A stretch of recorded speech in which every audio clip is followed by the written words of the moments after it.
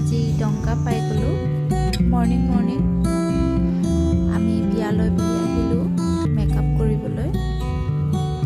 এয়া খুব ধুনীয়াকৈ পেণ্ডেলবোৰ সাজিছে। প্ৰথমতে পেণ্ডেলৰ এয়া ভিডিঅ' কৰি ল'লোঁ আৰু লগে লগে কামত লাগি গ'লোঁ। লগৰ আগতে আমি চাহটো খাই লওঁ। চাহ দিছে এইফালে চাহ খাই আছে।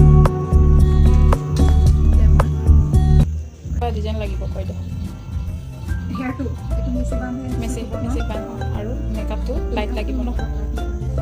ধুনীয়া কইনাজনী বহুত ধুনীয়া মৰমীয়াল কইনা। এতিয়া ফাইনেল লুক দেখা পাব।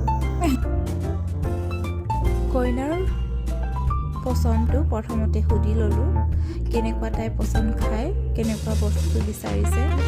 তাই ঠিক বিচৰা মতেই আমি ৰেডি কৰি দিলোঁ তাইক।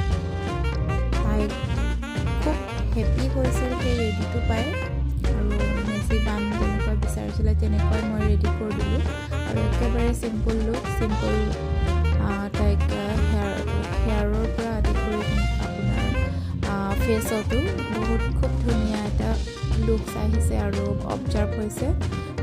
তাৰ যোনটো মেকআপটো অবজাৰ্ভ হৈ গৈছে স্কিনৰ লগত, খুব ধুনীয়া লাগিছে তাইক। আৰু এনেও তাই মৰমীয়াল বাৰু। তাই কোনো কমপ্লেইন নাছিলে যে মোক এনেকুৱা ধৰণৰ তেনেকুৱা ধৰণৰ লাগে বুলি। যেনেকুৱা আমি লুকছ দিছিলোঁ সেইটো মতে তাই বহুত হেপী। আৰু এইফালে ফটোশ্বুট কৰি আছিলে তাইক। অকণ মই কিছুমান ক্লিপ লৈ ল'লোঁ তাইৰ পৰা। হেপী হৈছেনে? ভাল লাগিছে? আৰু জানিবলৈ পাই খুব ময়ো হেপী হৈছোঁ যে তাই খুব ভাল লাগিছে বুলি গম পাই। আমাৰো ভাল লাগে নহয় জানো কাম